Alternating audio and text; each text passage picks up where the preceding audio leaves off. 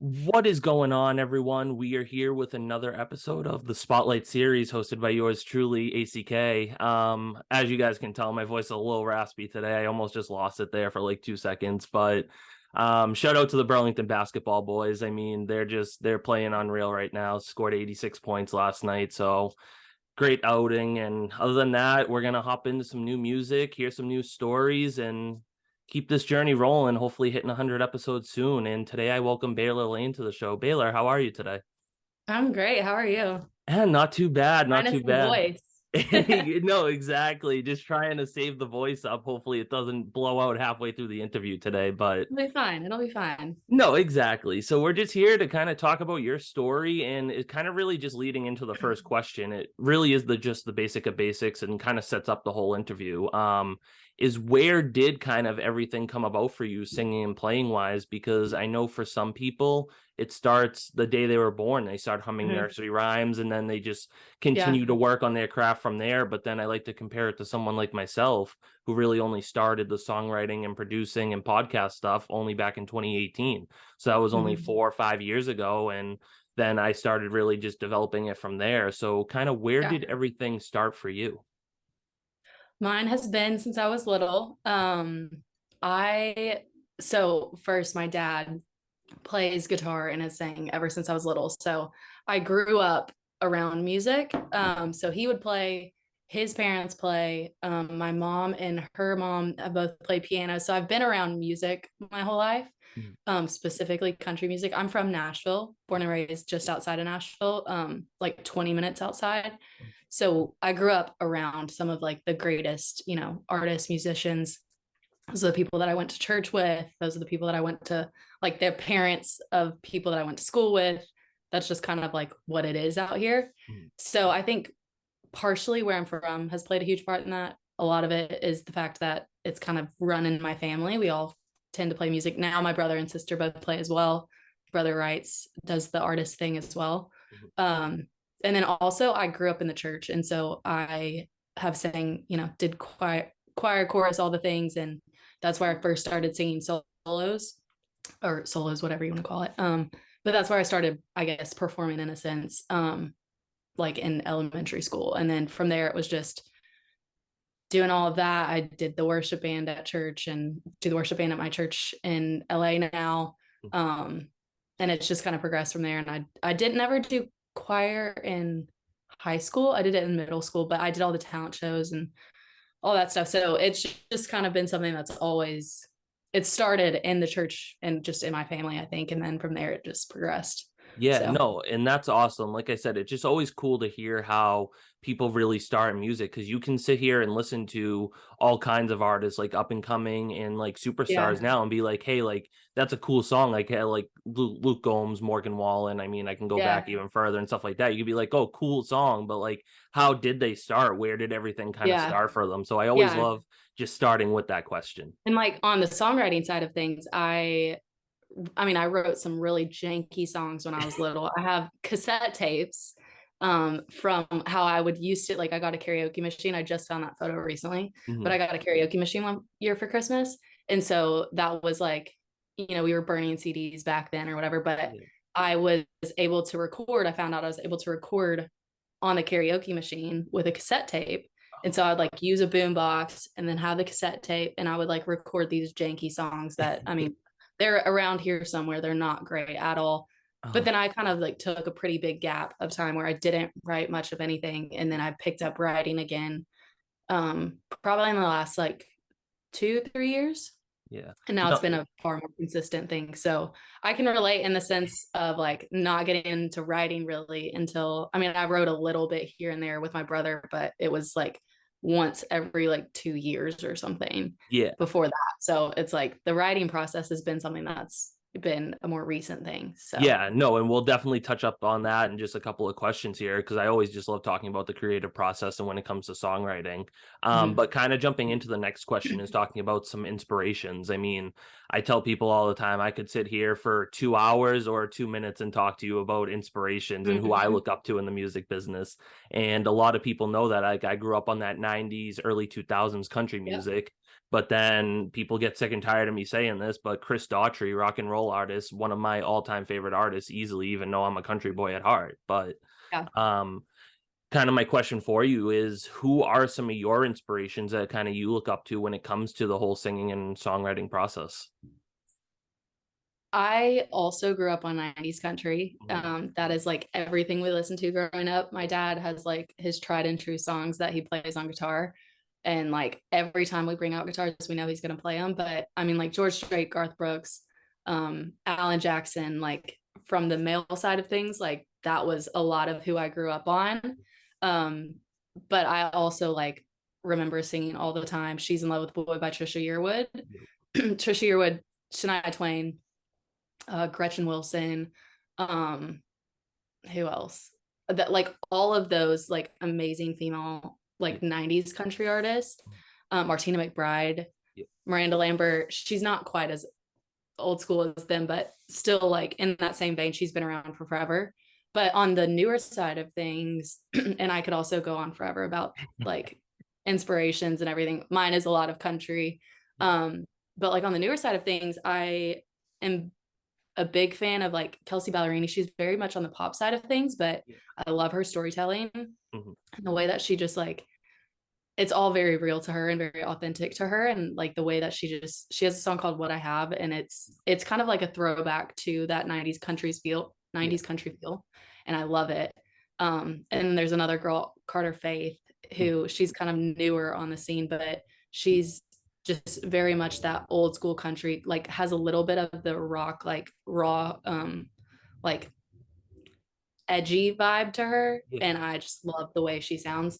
So I love a lot of the newer country as well, but it's fun to see how people are intertwining different things, because like you have Kane Brown who's mixing hip hop with all of the country elements, and so it's cool to see. But yeah, I mean, I think specifically like Kelsey Ballerini and Carter Faith on the newer side of things, Yeah. um, just the way that they tell stories, and it's just No, really cool. no, absolutely. And I mean, like I said, I could literally just sit here and go in depth to each and every one of those Yeah, artists just because they are all super talented. And I mean, I actually just had the privilege to go see Garth Brooks back in, yeah. when the hell was it? May, I think. Yeah, May. So I saw him Mhm. for the first time, and like he's been on my bucket list since like the day I started listening to country music. Like when my mom would Yeah, be cleaning the house and stuff, like Garth Brooks would just literally be playing all the time, and like I yeah, knew every song, and I'd just be sitting there jamming out and everything. yeah. He's the legend. Like, No, exactly. And I mean, I lost my voice worse than that at that yeah, concert the day after, but that's how I just feel about Alan Jackson too. yes. He's like one of those that I'm like, I freaking love him. It- I will like he's one of the ones that I learned how to play guitar to. Like he was okay. one of those songs where I was like, I can learn how to play guitar with this. And I Yeah. knew the song. It was just like, yeah, Yeah. it's just he's one of No, my favorites. So, exactly. And I mean, just all these artists that you've mentioned, and I mean, just for other artists that weren't mentioned, the songwriting that these artists do is just, it's top yeah, notch. And that's what really draws me into artists, is the whole songwriting process. And if you can go and tell a story, then at the end of the day, like that's what I consider a successful songwriter. If I can sit right, there and listen to it from start to finish and kind of visualize and picture that whole story of what you're trying to tell, then that's a hit song to me. And that's kind of what this right. next question leads into. And I always have to shout out Garrett Walker, who was on the show. Love that guy.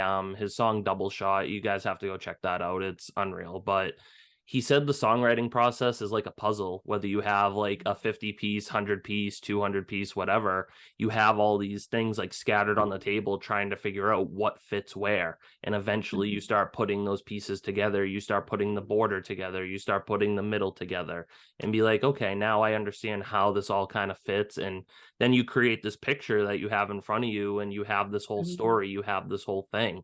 So obviously there is no rhyme or reason to the creative process, as Right. any singer songwriter knows. And kind of my question for you is, what is your creative process like when it comes to songwriting?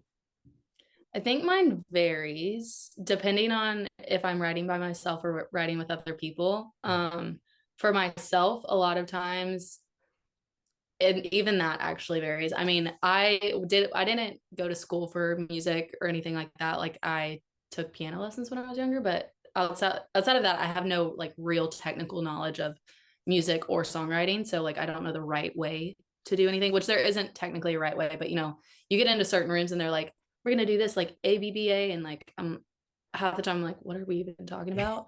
So I wouldn't say that I have like a very real sense of like how you should kind of go about things, like the Mhm. basis, but sometimes a lot of times I have like a notes thing that I just continually am updating with like just random ideas that pop into my head.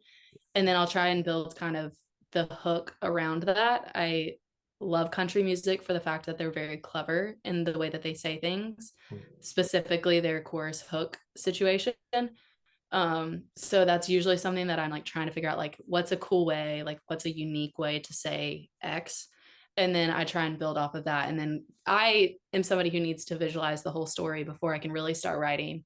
Um, so I tend to like just think about like what I'm trying to say and what the full picture is, and then go back and like put that into words. I usually have to pare down my words because I like to add too many words. So that's been something that I've been like working on. It's like, Yeah. okay, I don't need to have all this. I can say it in half that. Um, and then I usually like can start to hear a melody as I'm writing. I can start to hear a melody for how I think that sound should be. And then I'll just, I can't play a ton of stuff on guitar. So I just figure out how I can play it within the chords that I know and find it from there. But on the other side of things, if I'm writing with people, which I've done more recently, it's been something that it's a new thing for me. Yeah. And it's been interesting for me to see how other people do it, because I got into a room one time and it was like they had the track, and then it was just like they were throwing out ideas, and there was no like I didn't know the story, but we're writing to something, and I'm like, what the heck are we doing? Like half the time I was just like, what? Like just looking back and forth at the other people, and like, how are y'all coming up with this? Yeah. But it was just cool to see how other people get into it. And so like once I kind of started to feel comfortable, it was like, okay, I see what's happening now. But it is very interesting because everybody, I mean, even with a puzzle, people put it together in different ways. They start with borders. Some people, I don't know who, but I'm sure some people start with the middle, or like, like people think of it in a different way. Exactly. And so it's interesting to see the different creative processes, and like people that are producers like yourself, it's like y'all probably put together tracks a lot of Yeah. times before and then write to the track of it. And so I don't have that. So it's like half the time I'm just like writing the song and then hoping that I can figure out how to make it sound good afterwards. But yeah, it is interesting. And I think it's been fun to challenge myself in that.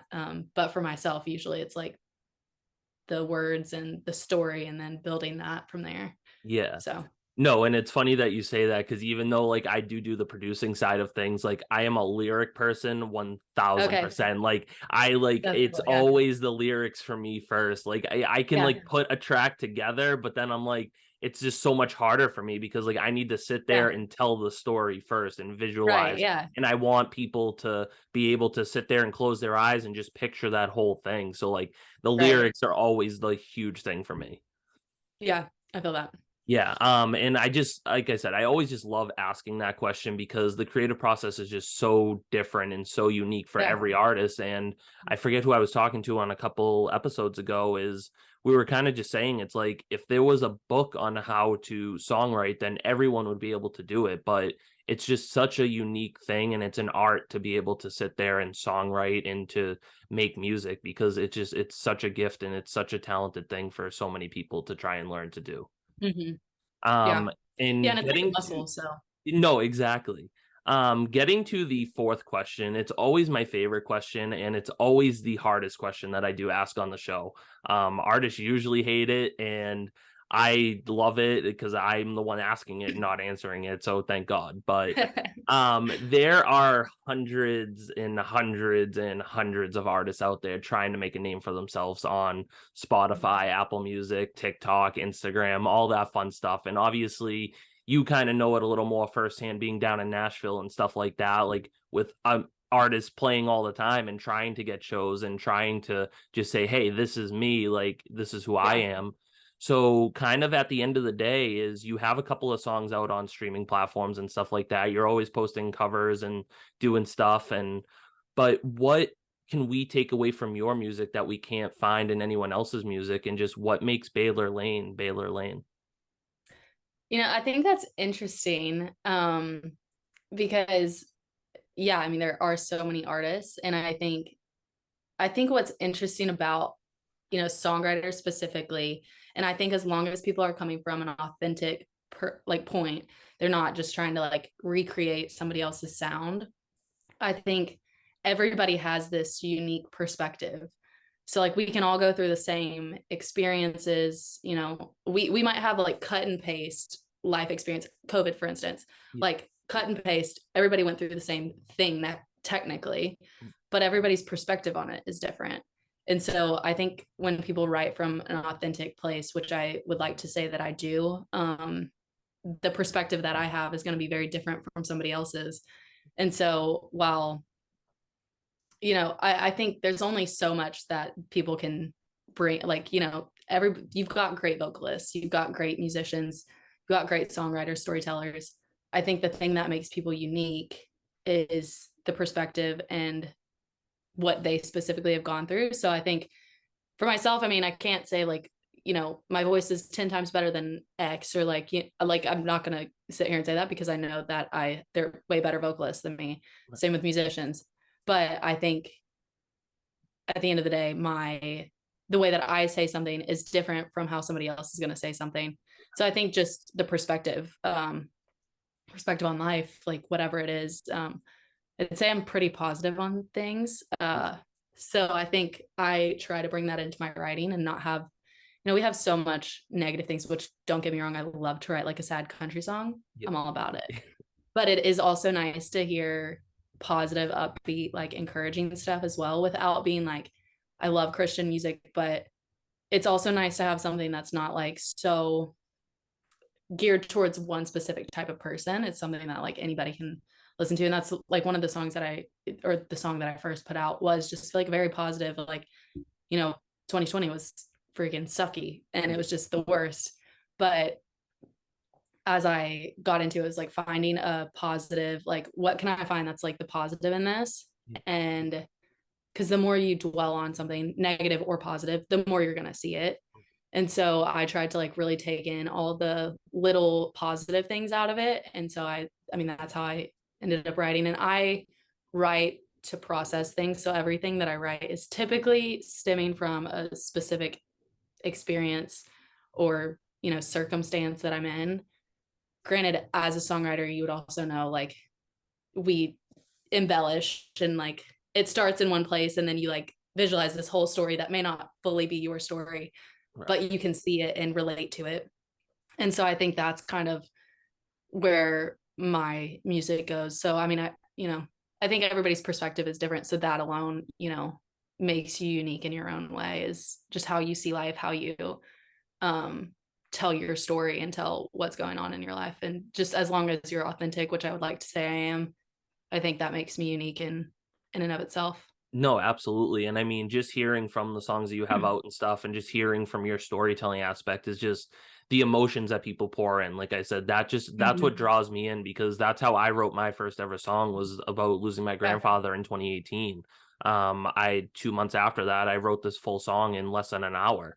And Yeah. I had this whole thing, and I'm like, at the end of the day, for me as a songwriter now compared to when I was in 2018, is like, if I can write a song that, yeah, it would be great to touch thousands of people, but if I can just touch that one person, that those two people that are going through kind of the same stuff as me, then at the end of the day, that's what makes me happy. And that's what kind of makes me feel like I'm doing something right in the songwriting department, or I'm doing something right in the Yeah. producing side of things. Right. Exactly. So kind of getting to the last question here, just kind of before we hear some live music from you, which is always my favorite part of the interview, is kind of looking towards your future. Is Mhm. What are some of your short-term and long-term goals? And what else can we kind of expect down the road from you? I've thought about this recently just as a whole. I don't fully know what all my goals are, just because I am a faith-based person. So everything that I'm doing is just, I moved to LA and that was like a very, very much a God thing, just like perfect timing. Um, and the fact that I was able to, release a song that was, I happened to switch jobs. The job that I moved to happened to be like very creative. My boss happened to hear my song on Instagram and say, let's like record it. So it's been just a lot of things where it's like, for me, that's like, I can tell it's just a God thing. So it's something where I'm just kind of seeing where he's leading on that, and just kind of rolling with it. But I will say my goals short term and long term. I'm trying to write with more people from a variety of like places. I live in LA, but I'm out in Nashville a lot because my family's here. So I had like my first Nashville co-writes over Thanksgiving, which was fun to be with other people that are in the industry out here. Yeah. So just trying to write more, making more connections, and hopefully really, fingers crossed, I'll hopefully release some music here in the new year. I was hoping this year I would get some more stuff out, but it just didn't end up happening for one reason or another. But I've got stuff that are being things that are getting produced, and just from writes that I've had, and some more things are opening up. I would also say that one of my goals short term is to perform out, Yeah. like do a songwriters round or something. I haven't done that. I've never done that. I used to play out with my brother in Nashville when he was also out here. It was probably in 2016 or 2017, but I was not writing then. So I was just like doing covers while he was playing all his like actual stuff. Mhm. So I think it would be very cool to actually play out. I mean, I don't want to do like a full set necessarily, but I'm like, I just want to play a song. Like, I just want to get to where I'm like playing a song, because it's so different to Right. like play my music just for myself, or like even on Instagram. It's like, yes, I know a lot of people, like there are a decent amount of people that are hearing it, but it's not like I'm in front of them. Like, it's such a personal, like vulnerable thing that I'm Yeah. like, it would be a great challenge and just growing experience to actually have to be like, okay, you've got to hold it together while you're playing something that's like vulnerable and true to you. Right. And then like, you've got to do it well in front of somebody. Um, so that's kind of like one of my bigger goals, but I would say just like releasing music. At the end of the day, I just like love creating. So that's really what I'm trying to do, is just continue to develop that craft and write more songs. Cause I know that the more I write, I said earlier, it's kind of like a muscle. It's like the more you train, the Exactly. bigger your muscles and the better like you get at training. So the same thing is with music. It's like the more you write, the better you'll get. And so that's just something that I've been slowly building up, how many songs I'm trying to write every year, the consistency of it. And so just being more consistent on all of that. But yeah. Yeah, no, and I mean, you are such a talented artist. I love Little Things, which is one that you have out. I was just jamming to that earlier, kind of before we were Thank you. getting ready Thank for the you. interview and stuff. But I can't wait to see what else happens for you, and I'm just super Thank you. excited for what's to come in the next year for you. Yeah, I'm excited. It'll be fun. It's already been like, this end of the year has been fun to Yeah. I've been focusing on it a lot more, and just trying to like be like, okay, we're gonna actually like go for it, in the sense of like, let's really try and build the connections and write with more people and do all of that. And so I've actually, as that's happened, as I've focused on it, it's been, more things have opened up, more opportunities. And so it's just cool to see how doors open once you really dive No, into it. So exactly. And I love talking about that too, because that's how I really started this whole thing, was back in 2020 during the pandemic is when I started this. And I never thought it would pan out to anything. I remember I was sitting there and I was like, you know what? Like, the kind of person that I am is, if I can go out of my way to help someone, then at the end of the yeah. day, that makes me happy. So, and I was just 2 years into like songwriting and producing and stuff like that. So I said, why can't I just put those two things together and see what happens, and start a podcast and help other artists get more exposure and tell their stories? So then I remember I did 3 episodes that first day, and then it just Yeah, took off from there. We're almost at 100 episodes now. that's And awesome. I've interviewed country artists, rappers, pop artists, Yeah. R&B, and from Australia, the UK, Canada, here in the US, Yeah. and stuff like that. It's been a wild ride. And like you kind of said, the connections, that's what's Yeah. really I've loved doing. And that's what keeps me going, because now I do so many co-writes and I host a lot of showcases and have artists Hmm. and like writers rounds and stuff like that. And it's an awesome experience to really just open those doors Yeah. and see what else can come for you. Yeah. I'm excited. It'll be fun. Yeah, no, I can't wait to see what else happens for you. But kind of getting to the good part of the interview is hearing a song from you. Yeah. So kind of usually what I'll do is I'll put myself on mute if you want to let us know kind of what you're doing. And other than that, the floor is yours. Cool. I've actually been like trying to figure out what song I want to do. Um, so I don't know. I guess I'm gonna do there's a song called Someone's Daughter that I wrote, and it's a lot of like, you know, especially as females, it's like trying to empower, like you hear women empower women, like women empowering women. Um, so that's just kind of like where I wrote this song from, is like being a positive light and a positive role model for people that are looking up to you, because you never realize who is paying attention to you. I have friends that have little girls, and so they'll notice that their little girl sees them putting their makeup on and like seeing the way that they look at themselves and all of that. And so it's cool to see the positive impact you can have on somebody when you're confident and when you're um, just sure of who you are and not as concerned about, I mean, everybody, gets caught up in like what other people think sometimes, but as a whole, when you are confident in who you are, and yeah, I mean, just like having a good perspective on like you hear self-love all the time, but I mean that in like not a, it's gotten a little it gets a little crazy sometimes, but I think self-love in the sense of like you love who you are truly, and not like super self-deprecating. So yeah, that's kind of where I wrote this one from. So that's what I'll do. Let me make sure this is where I need to play it.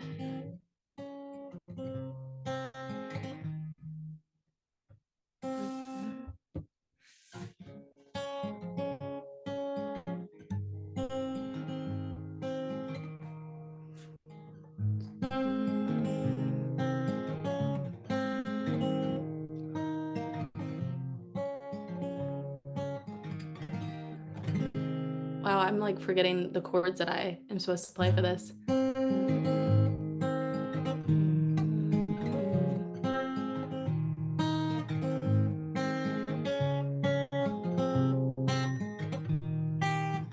Someone's died, innocent and young. She still sees the best in everyone. She dreams a princess to come and save the day. What if that princess don't need to be saved? Hold your head up, girl. Are you doubting yourself, hating? Welcome here no more. She hears the words you say. There's a little girl who wants to be like you one day, and you can change her world. Show her what a strong woman's made. Hold your head up, girl.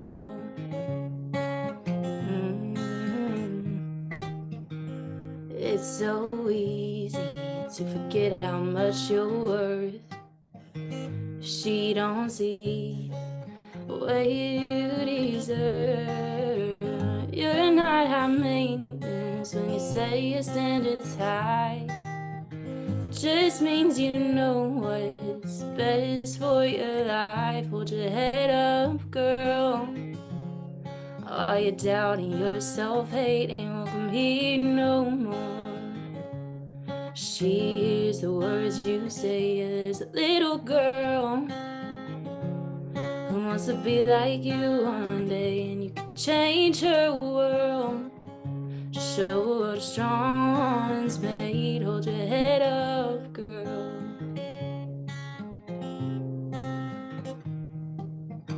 It's time us ladies start to lift each other up, 'cause there's a seat at the table here for everyone. So hold your head up, girl. Are you doubting yourself, hating? Welcome here no more. She hears the words you say. There's a little girl who wants to be like you one day, and you can change her world.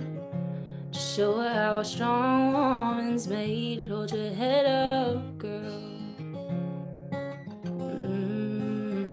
Yeah, hold your head up, girl.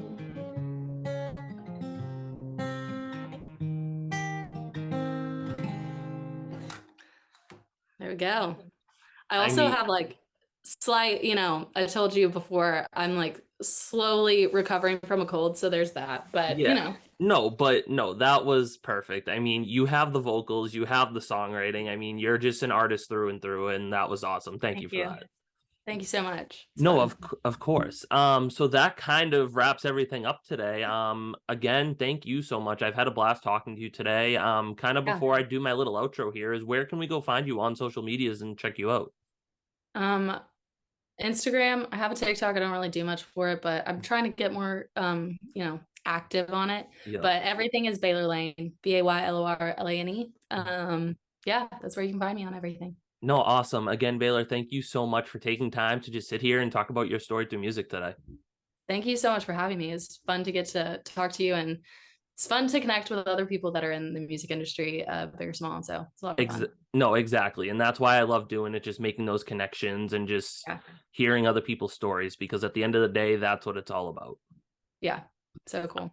So that concludes another episode of the Spotlight series hosted by yours truly, ACK. Y'all know the drill at this point is we got new music, new artists, new stories. Never know who's going to be on here every Sunday, 1 p.m. Eastern. Go check it out. So y'all stay tuned for next week, and thanks for tuning in today.